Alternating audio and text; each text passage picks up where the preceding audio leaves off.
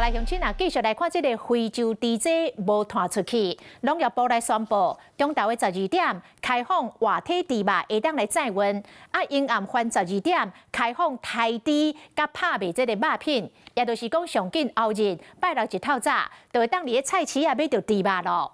已经真侪工无肉通卖摊商，马上一口气，讲会当阁继续做生意啊。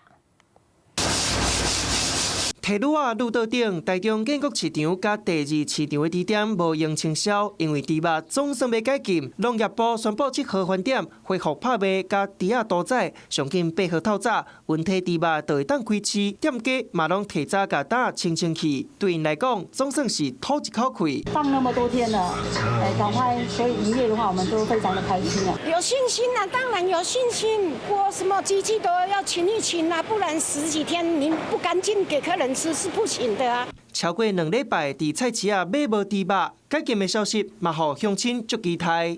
如果很期待明天赶快可以买到猪肉，只是怕价钱会变高了。吃猪肉的人有好消息啦，因为台湾毕竟是猪肉的国家嘛。 婚礼的肉店嘛，提前备件，包含猪灶、拍卖场、外场区，拢全面清销。